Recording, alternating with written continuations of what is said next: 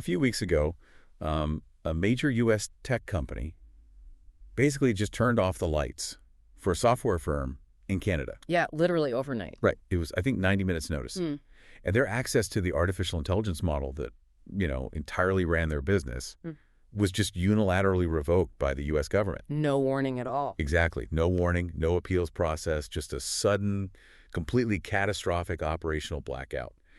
And I feel like we've spent the last, 2 years or so treating AI like this magical infinite utility. Like it's just in the air. Yeah, just floating in the ether, ready to write our marketing copy or build our spreadsheets. But the brutal reality of the morning after has finally arrived. It really has. We are literally running out of the physical computer chips to run it. Foreign governments are, actively weaponizing who even gets access to it. And the astronomical bill for this entire revolution is, well, it's finally being served to the global economy. It's a phenomenal wake-up call, really, because the business world has just been operating under this collective hallucination of infinite scale. Right. You type a prompt, you get an answer, and it feels free. Yeah, it feels like magic. But behind that prompt is a sprawling, just incomprehensibly expensive physical supply chain, and it's currently buckling under its own weight. We're watching this brutal tug of war play out in real time across the entire global economy right now. How so? Well, on one side, you have these mounting costs, right? Central banks are issuing stark warnings about debt-fueled financial crashes. And the physical price of memory chips is skyrocketing so fast it's actually forcing consumer hardware prices up. Wow. But then pulling just as hard on the other side are the undeniable, proven, multi-million-pound savings that this exact same technology can deliver if, a business actually deploys it correctly. Which is exactly why we are doing this deep dive today. I want to speak directly to you, the listener, whether you're managing a 50-person logistics firm in the Midlands or you're sitting on the board of multinational in London. The stakes have changed for everyone. They really have. You are navigating a landscape right now where adopting AI could genuinely save your operational budget. Yeah. But doing it blindly or relying on the wrong provider across the ocean could literally cost you your entire business. Absolutely. The stakes have fundamentally shifted from, should we play around with this shiny new toy to how do we actually survive the economic gravity of it? Yeah, it's about survival now. So today, we're going to trace this entire ecosystem. We'll start way up high, looking at the macroeconomic tremors, the physical chip shortages, and the debt bubbling up in these massive data centers. And then we'll bring it down to the corporate ledger. Right. To figure out why companies are taking a scythe to their human payrolls before diving into the geopolitical nightmare of who actually controls your digital infrastructure. That part is terrifying. It is. And finally, we'll explore the cyber arms race and what this all means for your daily operations, your customers, and your legal liabilities on the high street. Okay, let's unpack this. I think the most logical place to begin is with the money. And I don't mean like venture capital seed rounds. I mean the foundational plumbing of global finance. Right. The Bank for International Settlements, the BIS, recently published a warning that, honestly, it reads less like an economic forecast and more like a financial thriller. And the BIS, they're essentially the central banker's bank, right? Like they're the absolute adults in the room. Exactly. When they panic, governments panic. Precisely. And they are raising a massive red flag over the sheer volume of debt-fueled spending pouring into AI data centers right now. But it's not just the volume of money. What is it then? It's the opacity of the financing structures.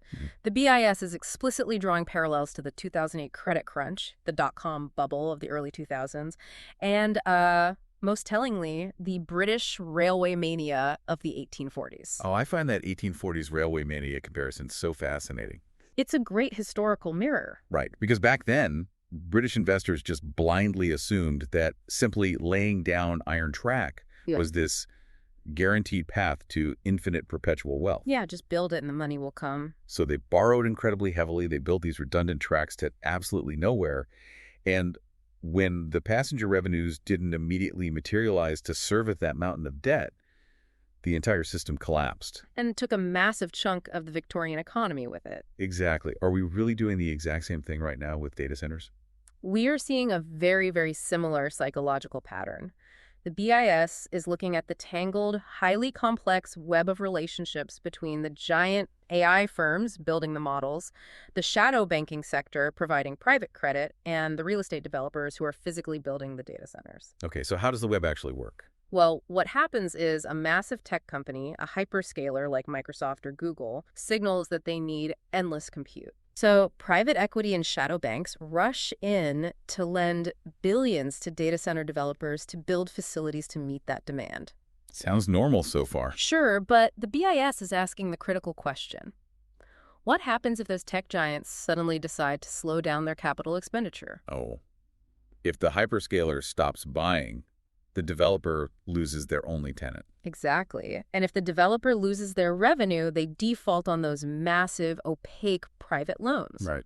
Borrowers across the entire physical supply chain would suddenly struggle to replace lost revenue, they couldn't service their debt, and because so much of this is funded outside the traditional regulated banking system, They're shadow banks. yeah, a sudden reversal of this AI exuberance could trigger a severe macroeconomic chain reaction. The shockwaves wouldn't be contained. They would hit pension funds and private credit markets instantly. And we are already seeing the cracks in the veneer, aren't we? I mean, this isn't just theoretical anxiety from economists in Switzerland. No, not at all. The public markets are getting incredibly jittery. Just recently, we saw the Nasdaq drop 2.2% in a pretty significant tech stock sell-off. Yeah, investors are getting nervous. And you have a situation where just 7 companies make up roughly 30% of the entire S&P 500's value. It's totally unprecedented. That is an absurd concentration of systemic risk. If investors wake up one Tuesday morning and demand to see actual, hard, profitable returns on the hundreds of billions of dollars being set on fire to build these models, Which they eventually will. right, and if those returns aren't immediately obvious, that concentration becomes a massive liability. The narrative has undeniably shifted. A year ago, analysts were desperate to calculate the initial returns on AI software. Now they're questioning the fundamental physics of the build-out. The actual hardware. Exactly. We are hitting the absolute limits of physical resources, leading to what industry insiders are unironically calling Ramageddon. Ramageddon. Okay, I know it sounds a bit hyperbolic, but this is hitting the wallets of normal businesses right now, isn't it? It absolutely is. Right. Explain the mechanics of this to me, because this is where the ephemeral idea of, the cloud suddenly becomes very heavy physical metal. Right. To understand Ramageddon, you have to understand how these frontier AI models, things like OpenAI's GPT systems or Anthropic's Claude, how they actually learn and operate. Okay. They require gargantuan amounts of a very specific, highly specialized type of hardware called high bandwidth memory, or HBM. HBM. Got it. Yeah, and it does exactly what the name suggests. It acts like a massive multi-lane superhighway, allowing the processor to access enormous data sets almost instantaneously during training. So it's super fast memory. Exactly. Now, the global companies that actually manufacture silicon memory chips, primarily giants like Micron and SK Hynix,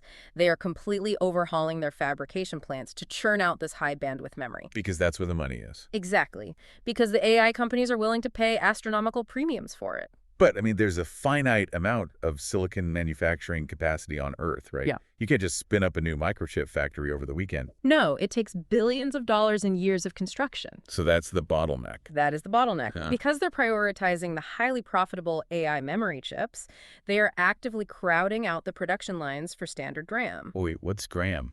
DRAM is just the boring, everyday memory that goes into your office laptop, your tablet, your staff's smartphones. Oh, wow. Yeah.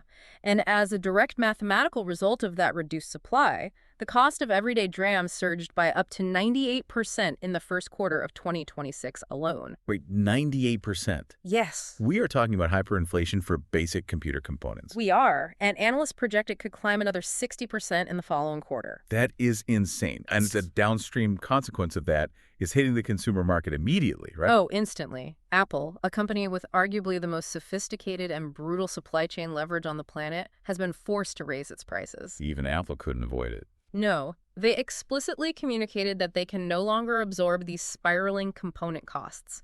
The starting price of their cheapest Mac laptop jumped by $100, and certain configurations went up by $300. So let me get this straight. If I'm managing the IT budget for a mid-sized UK firm, Right. and I have a schedule to refresh 50 laptops for my staff this quarter, I am directly paying an invisible tax to fund the AI data center boom, Yes. regardless of whether my company actually uses AI or not. You are subsidizing the AI gold rush. Hmm. But here's where it gets even more concerning. It's not just the consumer hardware that's constrained. The compute itself, the actual processing power available in the cloud, is running out. Explain that. Well, we had a fascinating revelation recently regarding Google and Meta. Google had to officially cap Meta's access to its Gemini AI models. Wait, really? Yes, because Meta requested more processing capacity than Google could physically supply. Let's just pause on that for a second because the implications are wild. Google is synonymous with infinite digital scale. That's their whole thing. Right. Their entire grand identity is built on the premise that they have endless servers, and yet they had to look at Meta, a trillion-dollar tech titan, and essentially say, sorry, the machine is full. It signals a fundamental paradigm shift in how we view digital infrastructure. Frontier AI compute is no longer a boundless utility like water from a tap. It's not just there when you turn it on. No, it is a scarce, rationed commodity. Google's cloud revenue recently topped $20 billion.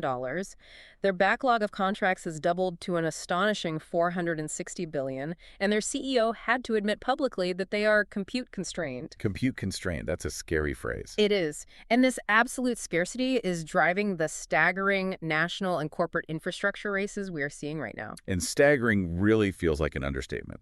South Korea just announced a $576 billion, that's roughly 445 billion pounds, investment drive dedicated solely to AI chips. Massive. Samsung and SK Hynix alone are spending 800 trillion won to build 4 entirely new fabrication sites. At the same time, OpenAI realized they simply cannot rely on NVIDIA's monopoly forever, so they unveiled Jalapeno. Such a great name. Right. This is their own custom-designed inference chip built in partnership with Broadcom. And we should clarify the difference there because it's vital. Go ahead. Designing a chip for training an AI model is incredibly complex and expensive. That's the heavy lifting of teaching the AI everything it knows. Okay. Inference, on the other hand, is the chip that runs the model when a user actually asks it a question. Ah, so it's the day-to-day operation. Exactly. OpenAI building their own inference chip is a desperate attempt to lower the cost of simply running their service day to day. Meanwhile, you have memory manufacturers like Micron not just selling to AI companies, but actively investing directly into firms like Anthropic ahead of their IPO. Everyone is scrambling to secure vertical integration over the physical raw materials of AI. They absolutely are. Let me play devil's advocate for a second, though. Sure. The BIS is warning about a massive crash, and you're describing astronomical capital expenditure. But, I mean, isn't this just the messy, chaotic capital allocation that happens with literally every new general-purpose technology? How do you mean? Well, we laid thousands of miles of redundant telegraph cables. We built a massive fiber optic network during the dot-com bubble that went bankrupt. But that exact dark fiber eventually powered the modern internet. That's true. Yes, investors might get wiped out, but the physical infrastructure remains.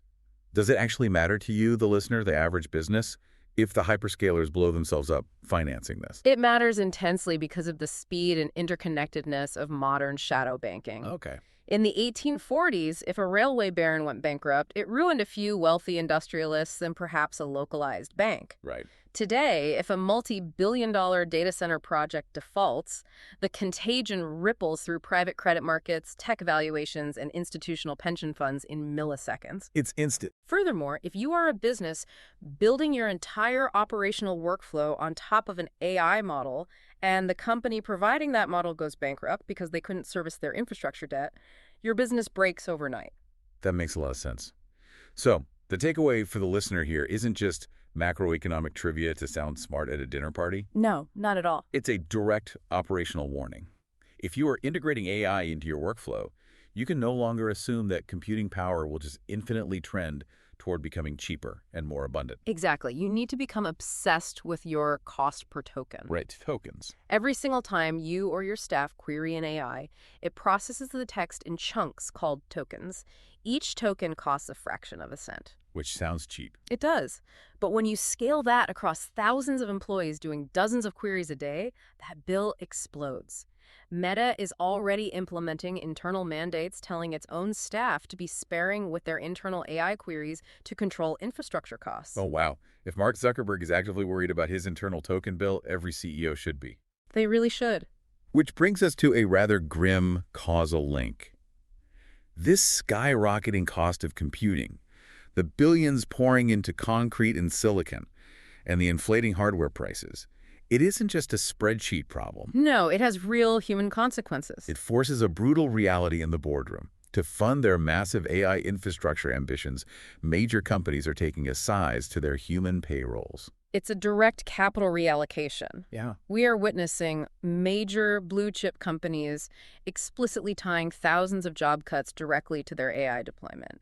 The debate about AI taking jobs is no longer a philosophical discussion for, 2030. It's happening right now. It is happening right now, printed in black and white in quarterly earnings reports. Oracle's the most glaring example of this, isn't it? Absolutely. Over the past year, Oracle cut roughly 21,000 roles globally. That's a massive number. It's 13% of their entire workforce. And in their annual report, they didn't hide behind vague terminology about synergies or restructuring. No, they were very clear. They explicitly cited the deployment of AI technologies as a primary driver for the reductions. And the financial gymnastics they are performing are staggering. Tell me about it. They spent $1.8 billion simply on severance packages to get those 21,000 human beings out the door. Just to fire them. Yes, but in the exact same financial breath, they earmarked $50 billion for AI data center infrastructure. Think about what that actually means structurally. What were those 21,000 people doing? Right. They were likely in middle management, data processing, customer support, basic coding, Yeah. the roles that act as the connective tissue of a large corporation. Exactly. Oracle is betting that AI agents can replicate that connective tissue faster and, crucially, without requiring health insurance. They are literally trading human payroll for server racks. And Oracle is far from an isolated case. Who else? British American Tobacco, a massive FTSE 100 group, is cutting 5,500 jobs and moving another 3,500 roles to third-party partners. This is part of a massive AI-focused structural overhaul they have branded Fit to Win. That represents a fifth of their entire non-U.S. workforce being reshaped. A fifth. Yeah. Their CEO explicitly stated they are transitioning into a technology-enabled organization, which is just corporate speak for automating massive swaths of human administration. But the rhetoric gets even sharper when you look at logistics. Richard Liu, the founder of JD.com, which is one of China's absolute titans of e-commerce. Huge company. He stood up at a forum recently and flatly warned that robots and AI logistics systems will replace his 700,000 delivery couriers sooner or later. To provide the full context of his statement, though, Liu also noted that JD.com has proactively signed contracts with 120 technical schools. Okay, to do what? To retrain those exact couriers for new, higher-level work, specifically repairing and maintaining the automated robots that are taking their delivery routes. I have to push back on this because it feels like a massive corporate fairy tale designed to appease regulators and PR teams. You don't buy it. Not for a second. Are we seriously expecting a delivery courier, someone whose daily expertise involves navigating city traffic on a moped, carrying heavy boxes upstairs, dealing with angry customers? Yeah. Are we expecting them to seamlessly transition into a robotics maintenance engineer? It's a massive leap. Troubleshooting complex servo motors and debugging navigational algorithms, it feels entirely disingenuous. I see your point. I suspect many of these so-called AI reorganizations are just traditional, brutal, 1980s-style cost-cutting exercises dressed up in the fashionable terminology of artificial intelligence to keep the stock price buoyant. AI washing, basically. Exactly. We aren't firing people because our revenue is down. Yeah. We're firing people because we are cutting-edge AI innovators. Your skepticism is highly warranted. AI washing layoffs, using the technology as a scapegoat for broader structural failures is absolutely a trend right now. However, we cannot let the cynicism blind us to the actual operational data. Because when AI is applied to core business mechanics, rather than just used as an excuse for payroll reduction, it delivers astonishing returns. Give me an example. Let's look at the counterweight to Oracle, Morrisons supermarket here in the UK. Oh, this is the glimmer of hope in the corporate ledger. It really is. Morrisons recently credited an expanded use of data and AI for delivering £940 million in hard, quantifiable savings over just 3 years. Nearly £1 billion. Yes. And their CEO, Rami Bedier, made a very pointed comment about their methodology. He said they achieved this massive saving without degrading the customer experience. That's the key. They did it by pairing a bottom-up investment in grassroots employee ideas with a top-down educational strategy. The contrast in philosophy here is the critical lesson for business leaders listening. Break it down for us. You have companies like Oracle and BA viewing AI primarily as a mechanism for massive structural cost cutting, the classical economic model of replacing labor with capital. Then you have Morrisons, who viewed AI as an engine for operational efficiency. But how exactly does a supermarket save £1 billion with AI without just firing all the checkout staff? I mean, what are they actually doing? It's all in the hidden mechanics of retail. They used AI for highly granular stock tracking, Okay. predicting exactly how many punnets of strawberries a specific store in Leeds needs on a rainy Tuesday versus a sunny Saturday. Oh, wow. Which drastically reduces food waste. Exactly.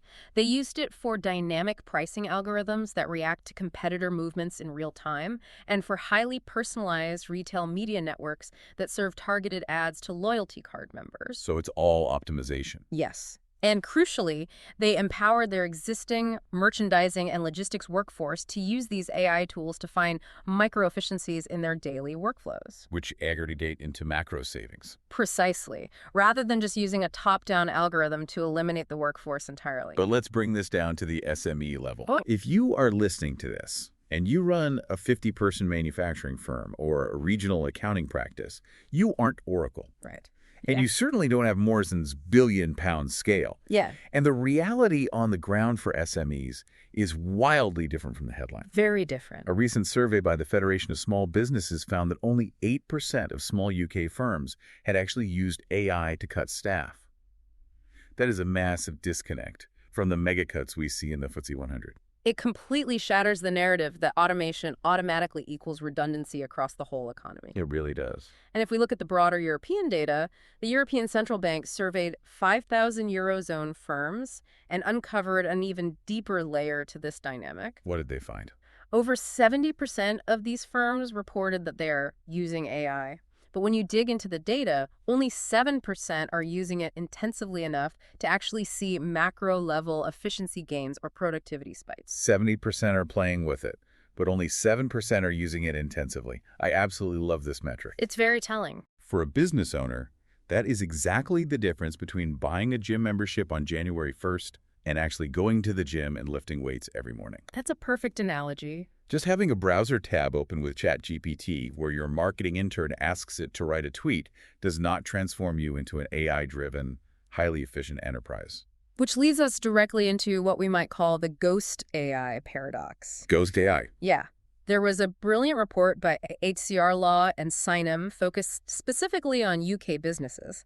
They found that a staggering 80% of UK firms classify AI as irrelevant to their current business model. 80%. Yes, and yet forensic analysis of those same firms shows they are using AI daily, embedded inside their existing software stacks. Wait, they just don't realize they're using it. Exactly. It's completely silent. They are using advanced AI embedded in their cybersecurity fraud detection. They are using algorithmic AI filters in their recruitment and HR software to scan CVs, and they are using machine learning in their logistics routing. But they just think it's an update. Right. They think of it just as a feature in their software, not as AI. But if they don't realize it's AI, that creates a terrifying blind spot. It is a massive governance failure. The same report found that only 11% of workers in these firms are adequately trained to use AI tools safely. Yikes. If 80% of businesses fundamentally refuse to acknowledge that AI is actively making decisions inside their company, how can they possibly govern it? You can't. You cannot manage a compliance risk that you refuse to see. And that is the massive silent vulnerability for UK businesses right now. Yeah. Your team is actively using AI. They are inevitably pasting sensitive client data, proprietary code, or financial projections into large language models to get a quick summary. Oh, it happens every day. They are relying on algorithmic software to make hiring decisions. And you, as the director, don't even know what's happening. If only 11% of your workforce is trained on the legal and security ramifications of this, you are sitting on a ticking compliance time bomb. However, there's a catch for those companies actively chasing that £940 million Morrisons-style payoff. What's the catch? To realize those massive operational savings, you generally need access to the absolute best, most powerful frontier models. You need the cutting edge. Right. But the geopolitical tectonic plates have shifted violently over the last few months. We were given a brutal reminder that access to these frontier models is not a commercial right. What is it? It is a geopolitical privilege, and it can be revoked by a foreign government in the blink of an eye. Which brings us back to the nightmare scenario I mentioned at the very beginning of the deep dive. The sovereignty squeeze. Yes. Who actually controls the foundation of your digital business? Because this is the exact moment where abstract geopolitical strategy crashes directly through the window of your IT procurement department. The defining event that completely altered the landscape of international AI access happened recently with Anthropic. Anthropic is arguably one of the top 3 AI labs in the world. The U.S. government suddenly, and with extreme prejudice, ordered Anthropic to suspend global access for all foreign nationals to its absolute top-tier models, known internally as Fable 5 and Mythos 5. And the timeline is what makes this so terrifying. With barely 90 minutes notice, if you were a developer sitting in London, or a startup founder in Paris, or a legal tech firm in Toronto, and your entire product architecture was wired into the Anthropic API, The lights just went out. the model stopped responding. The operational chaos was immediate and devastating. The most public casualty of this was a company called Legion Legal Tech. Tell us about them. They are a U.S.-based company that builds advanced AI tools for law firms, but crucially, their core software development team is based in Canada. The U.S. government's order immediately and indiscriminately cut off those Canadian developers. Legion was forced to sue the U.S. government, and in their legal filings, they called the sudden cutoff an existential threat to their company. How do you even recover from that? I mean, you can't just pause a tech startup. Their core legal argument was fascinating. They stated that the pace of advancement in frontier AI is so blistering, so relentless, that ground lost during a suspension of even a few weeks simply cannot be regained. Wow. If you are frozen out while your U.S. competitors continue to build on the latest model, your business is dead. Let's define what an API key actually is in this context, because it's vital for you listening to understand. Good idea. An application programming interface key is essentially a digital umbilical cord. It is a long string of characters that connects your software directly to Anthropic servers, allowing your app to send a question and receive the AI's answer. Exactly. Renting a U.S. proprietary model via an API is like running your entire corporate headquarters out of a rented storefront, where the landlord, under orders from the government, can change the locks on a Friday afternoon with 90 minutes notice, trapping all your tools inside. It's a terrifying position to be in. You do not own your technological foundation. You are entirely helplessly at the mercy of Washington's national security apparatus. Now, the U.S. government did partially reverse the ban a couple of weeks later. They instituted a process allowing trusted, heavily vetted international organizations to regain access. But the damage was done. It didn't matter. The psychological damage to international trust was permanent. The comforting illusion that these AI models are just standard global software products like Microsoft Word or Adobe Photoshop was shattered forever. Right. The U.S. government signaled clearly that they view frontier AI not as commercial software, but as a dual-use strategic weapon subject to the exact same strict export controls as nuclear centrifuge technology or stealth fighter schematics. And the reaction across the Atlantic was sheer panic. Yeah. Right. Austria actually formally urged the European Union to explore the feasibility of physically hosting Anthropic within European borders. Which is wild. Let's be honest, given the power grid constraints and the astronomical capital required, that sounds logistically impossible for a single European nation to pull off quickly. But it really highlights the absolute desperation. It does. And European corporate executives are reacting in real time. At the Viva Tech conference in Paris, executives from massive industrial players like Siemens, Renault, and Orange were explicitly stating that their immediate priority is spreading their bets. Diversifying. Yes, they are actively diversifying their AI infrastructure across U.S. models, emerging Chinese models, and open-source European models to avoid this exact kind of single-provider dependence. The Siemens Digital Industries chief had a brilliant quote about this. He said, "Sovereignty often gets confused with autarky, and autarky is absolutely not the way to do it." Autarky being a completely closed, self-sufficient economy. Right. He's saying they aren't trying to lock themselves in a basement and build everything from scratch in isolation. That's impossible. Instead, they are building multi-model architectures. Yeah. They are actively hedging their geopolitical risk by ensuring their software can instantly switch to a different AI provider if one gets blocked.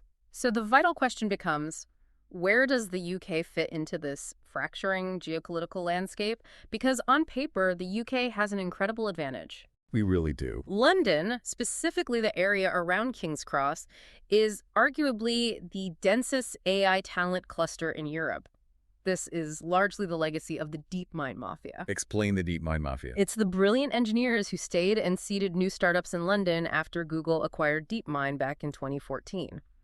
The UK has the absolute top-tier human brains required to build frontier models. But we don't have the plugs to turn them on. That is exactly the problem. We have the software genius, but we are disastrously lacking the physical infrastructure. The UK struggles massively with severe national grid constraints and notoriously slow local planning systems. It's a real bottleneck. We recently saw SoftBank route a massive investment into France instead of the UK for this exact reason. Even more tellingly, OpenAI's proposed massive Stargate UK data center project is reportedly on indefinite hold. Really? Because the UK simply cannot guarantee the vast, uninterrupted gigawatts of power required to run it. The UK government has done the math and realized they cannot possibly win a brute force scaling war against the United States private sector or South Korea's $576 billion sovereign budget. So if we can't build the biggest, most power-hungry supercomputer, what is the UK's strategic play here? Do we just accept being a client state to US tech forever? The UK strategy has pivoted sharply away from brute scale and toward hyper-efficiency. Okay, interesting. The government recently announced a £60 million strategic investment into 2 new major research labs, led by Oxford University and UCL. What's their goal? The mandate of these labs is not to build a massive, closed, trillion-parameter model that requires its own nuclear reactor. The goal is to build highly capable open-source AI models that are so radically efficient they can run on regular, widely available commercial hardware. I love that approach. It's sovereignty through efficiency. If a UK logistics firm can run a highly capable open-source model locally on their own physical server rack in Birmingham, they don't care if Washington revokes access to Claude or GPT-5. They have local control. Exactly. But while governments are fighting these high-minded battles over export controls and grid capacity, the corporate espionage side of AI has descended into absolute chaos. Right. Let's talk about Alibaba. Anthropic recently submitted a formal, highly detailed letter to the U.S. Congress accusing Alibaba, the Chinese tech giant, of a massive illicit extraction of Claude's core capabilities. They called it a distillation attack, didn't they? They did. Anthropic claims that Alibaba essentially deployed an army of 25,000 fake automated accounts to generate nearly 29 million highly complex technical exchanges with Claude over a period of just a few weeks. Yes. Let me stop you there, because the concept of a distillation attack is just mind-bending to me. How exactly does a company extract an AI? It's not like downloading a file. How do you steal a neural network? It is one of the most fascinating and honestly terrifying dynamics in computer science right now.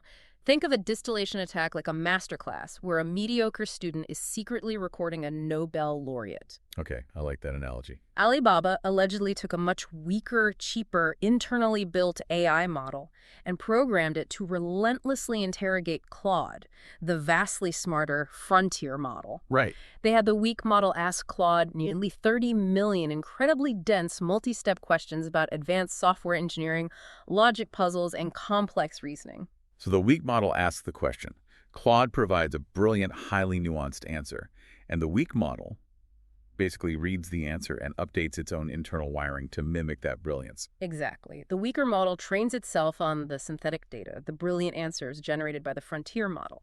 It learns the underlying patterns of logic and reasoning that Anthropic spent billions of dollars and years of supercomputing time to develop. You are effectively siphoning the raw, distilled intelligence out of the frontier model and injecting it into your own system, entirely bypassing the astronomical R&D costs. That is wild. It is intellectual property theft on a conceptual scale that our current legal frameworks simply cannot comprehend. It means copyright law, as we understand it, is effectively dead when it comes to machine-to-machine interaction. Totally obsolete. And it perfectly illustrates exactly why the U.S. government is so terrified of these models getting into the wrong hands.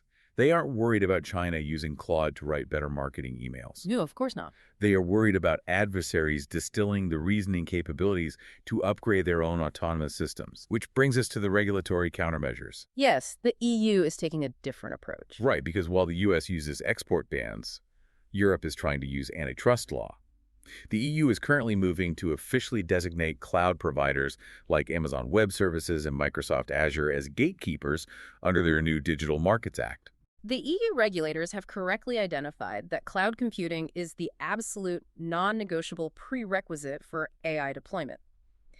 If you control the massive cloud servers, you de facto control who gets to participate in the AI economy. Right. By designating them as gatekeepers, the EU intends to force strict interoperability and seamless data portability. They want to make sure businesses aren't trapped in a single ecosystem. Exactly. If Microsoft suddenly jacks up the price of running OpenAI models on Azure, a European business should, in theory, be able to seamlessly pick up their data and move it to a different cloud running an open source model without their entire software stack breaking. That is the goal, because if your business builds its core product on a single U.S. provider without the ability to migrate, you carry a massive, hidden, unquantifiable geopolitical risk on your balance sheet. So the immediate actionable takeaway for you, the listener, is that architectural resilience now absolutely requires a multi-model strategy. You cannot afford to bet your entire company's operational capability on one single API key. It's just too risky. You must build your internal systems in such a way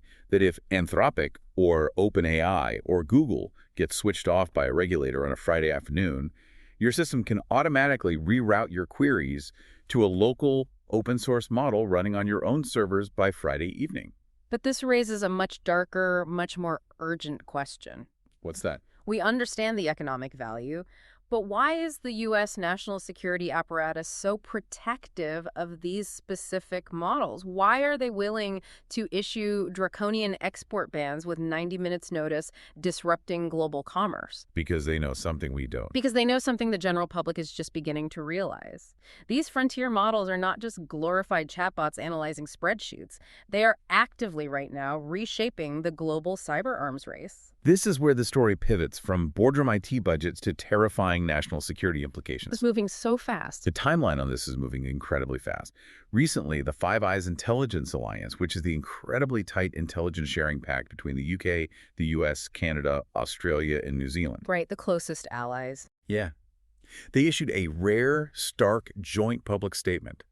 They explicitly warned that frontier AI will supercharge offensive hacking capabilities across the globe, not in 5 years, not in a decade, but within months. And we know exactly the catalyst that prompted that urgent warning. Project Glasswing. Yes. The intelligence community was running a highly restricted, classified testing program known as Project Glasswing. During this program, they essentially took off the safety rails. Oh, wait. They pointed Anthropic's Mythos model at classified, hardened U.S. government cyber infrastructure and told it to find a way in. And the results were chilling. The head of the NSA reportedly testified in a closed congressional hearing that the Mythos model successfully broke into almost all of their highly classified test systems, not in weeks, but in hours. Let's unpack the mechanics of how AI actually hacks, because it's not like the movies where it just rapidly guesses passwords. Right. Modern software is incredibly complex, consisting of millions of lines of code. Human hackers spend weeks manually reading that code, looking for a tiny logical error, a misplaced variable, or a memory leak that they can exploit to force the system to give them access. It's tedious work. Exactly. What Mythos did was ingest millions of lines of complex system architecture simultaneously, understand the contextual relationships between different software modules, and spot microscopic logical vulnerabilities that a human team would take months to find. Wow. It then automatically wrote the custom exploit code to break through those vulnerabilities in hours. A machine finding, analyzing, and successfully exploiting zero-day vulnerabilities in highly classified national security architecture before the human IT security team has even come back from their lunch break. It's completely paradigm shifting. And you better believe our geopolitical rivals are watching this exact dynamic and racing to match it. China's massive cybersecurity firm, 360 Security Technology, just launched an AI model called Tulongfeng, which they explicitly, publicly market as a direct strategic rival to Anthropic's Mythos. The founders stood on a stage in Beijing and claimed that during its initial run, Tulongfeng had automatically scoured open source code bases and discovered 3,432 previously unknown software flaws. Over 3,000 0 days. He framed this capability not as a commercial product, but as a strategic national asset that China simply cannot afford to lack. This is the absolute textbook definition of a dual-use technology. Yeah. The exact same analytical capability that allows Anthropic's Mythos to break into a classified server in hours, or China's Tulongfeng to discover thousands of zero-day flaws, is exactly what defensive cybersecurity companies are desperately trying to use to protect us. Like IBM. Look at IBM. They just announced a massive partnership with OpenAI to launch the Daybreak series of models specifically for enterprise security. It's a machine-on-machine war? IBM is racing to deploy AI to read millions of lines of open-source code and find the vulnerabilities so they can patch them before the offensive AI models find them and exploit them. And the ultimate collateral damage in this machine-on-machine war is human reaction time. Cambridge University recently released a comprehensive threat report warning that AI is drastically lowering the barrier to entry for complex cybercrime, automated fraud, and hyper-targeted disinformation. Right. If a malicious hacker can use an open-source AI model to find an exploit and deploy a bespoke attack in 2 hours, the traditional manual human patch cycle is entirely obsolete. If your company's IT guy has a policy where he tests and applies security patches to your servers every Tuesday night, your company is dead in the water. Tuesday night, it's too late. An AI-driven attack will have found the vulnerability on Thursday morning, breached your system, exfiltrated your client data, and deployed ransomware by Thursday afternoon. The human loop is too slow. That compression of time is the single most critical takeaway for any UK board of directors listening right now. Sir Mark Rowley, the Met Police chief, wrote an incredibly blunt, frustrated piece recently. What did he say? He warned that organized criminals are adopting dark underground AI tools, models specifically trained on malicious code and hacking techniques without any safety guardrails, and they are moving exponentially faster than law enforcement can adapt. Because of the bureaucracy. The police are fundamentally bogged down by glacial public sector procurement rules that mandate a 12-month review process to buy defensive software that is functionally obsolete by the time it is finally installed on a police server. Although, to be fair, the Met Police did just manage to secure a 12-month extension for their controversial Palantir AI pilot program. That's true. This is a system that pulls vast amounts of data on 45,000 police staff to automatically flag potential internal misconduct. And they pushed this through despite the mayor of London previously blocking a £50 million long-term deal over those exact procurement rules. So the police are desperately leaning into AI, but the governance and the bureaucratic friction surrounding it is an absolute mess. But if you want the most visceral, shocking example of this compression of time, we have to look at the military. The chief of the General Staff for the British Army recently revealed details about a newly deployed AI system called Asgard. Asgard, what does it do? Asgard's function is to ingest massive amounts of raw battlefield data to help human commanders identify targets and plan operations.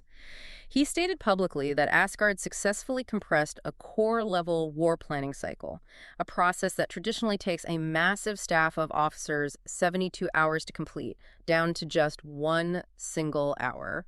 Let me make sure I understand the scale of this. During a trial run, physically located in a bunker beneath Trafalgar Square, the Army said Asgard processed 10 terabytes of data in a single day. 10 terabytes. 10 terabytes. They contextualize that by saying it's the equivalent of streaming high-definition Netflix nonstop for 3 months. To understand the mechanics of how Asgard does this, you have to look at sensor fusion.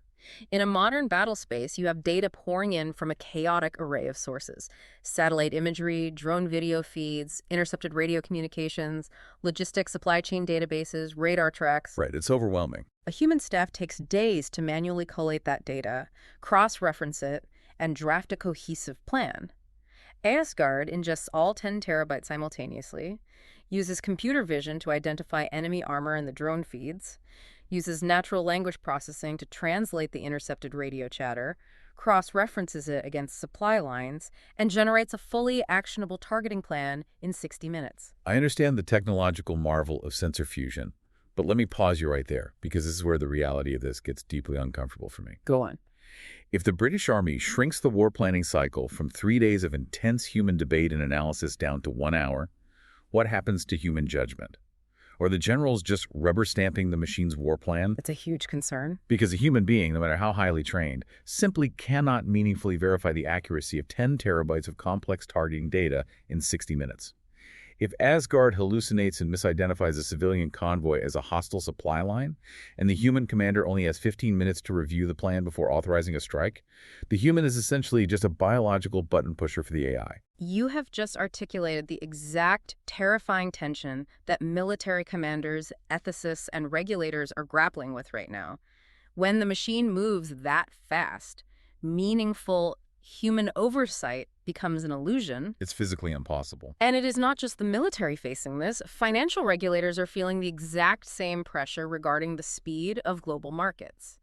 The FCA, the Financial Conduct Authority here in the UK, has openly realized that traditional rulemaking is fundamentally too slow. Yeah.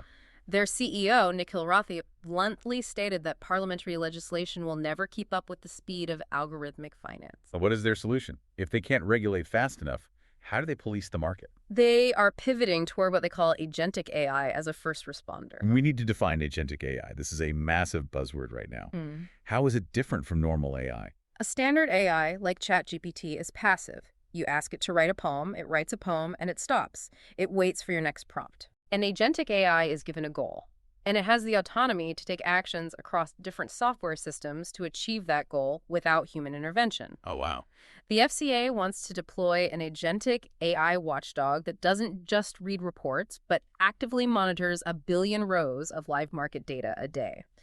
If it spots a pattern indicating coordinated algorithmic market abuse or insider trading, the AI agent could theoretically intervene, flag the trades, or alert human enforcement instantly. They're literally fighting AI with AI. Exactly. And FINMA, the primary Swiss financial regulator, echoed the exact same sentiment.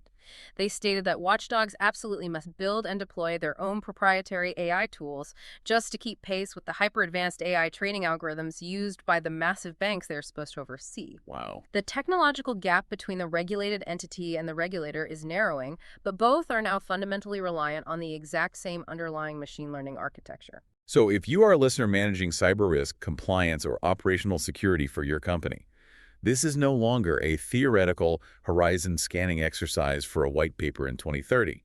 You must operate under the absolute assumption that malicious actors are using AI against your network today.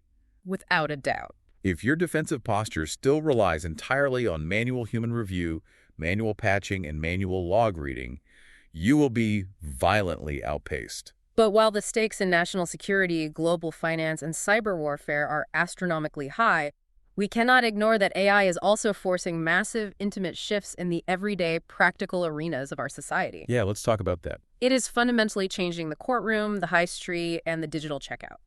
Let's step away from the macroeconomic theory and look at the ground truth. The ground truth. Law, health, and the consumer checkout. Let's start with a story that genuinely blew my mind when I read the prep notes for this deep dive. An AI legal entity called Garfield AI just won a live case in an English court. It's an incredible case. The setup was incredibly common. A freelancer had a £7,000 debt claim for unpaid fees against a client.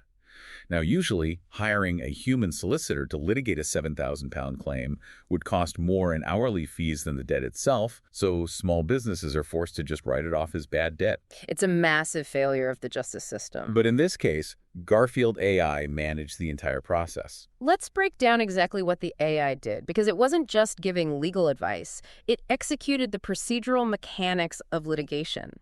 The AI system ingested the raw emails, invoices, and contracts from the freelancer. Okay. It then automatically drafted the formal pretrial correspondence, compiled the highly specific witness statements, formatted the court bundles to the exact specifications required by the English civil procedure rules, and prepared the skeleton arguments. Unbelievable. It did all of this automated prep work for about £400. A human barrister only stepped in at the very end for the actual oral advocacy in front of the judge, and they won the case. It is widely believed to be the first trial won using an AI lawyer in this capacity. And the raw economics are the real story here. A £400 automated route to a £7,000 legal recovery is an absolute landmark moment for access to justice. Truly revolutionary. Garfield has reportedly already processed over 600 similar claims and successfully recovered £500,000 for small businesses. This technology has the potential to completely democratize the lower tiers of the legal system for UK SMEs in a way we haven't seen since the invention of the small claims court. But the legal sector isn't just automating the low-end, high-volume debt recovery work. London is actually aggressively claiming the global legal AI crown. Yeah. Recent data shows that 25% of all senior AI hires made by top-tier global law firms are currently based in London, compared to just 10% in New York.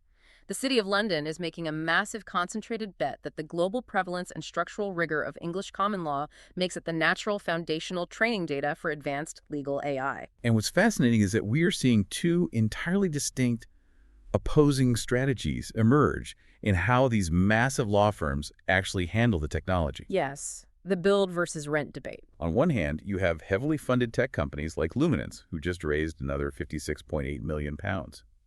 They are aggressively arguing that law firms should build their own specialized in-house AI models. They argue this provides vastly better profit margins and avoids the hallucination risks of renting generic models from the massive U.S. tech giants. But on the other hand, you have established firms taking a hybrid approach. Shoesmiths, a major UK law firm, built an AI tool called Apollo in direct partnership with Microsoft. They use it specifically to review complex commercial contracts. And the way Shoesmiths uses Apollo with their junior lawyers is brilliant. It perfectly addresses the biggest fear in professional services. How so? When a junior lawyer uses Apollo to review a contract, the AI doesn't just present a finished red-line document and say, here are the changes. It explicitly details why it made each specific change, citing the firm's historical deal-making expertise and specific legal precedents. Oh, that's smart. And crucially, a senior human partner must manually review and sign off on all outputs before they go to the client. This perfectly illustrates the central tension across all professional services right now. AI massively democratizes access and boosts productivity for the client, but it inherently threatens the traditional apprenticeship model. Exactly. How do junior lawyers, junior accountants, or junior architects ever learn their craft if a machine does all the foundational grunt work they traditionally use to learn the ropes?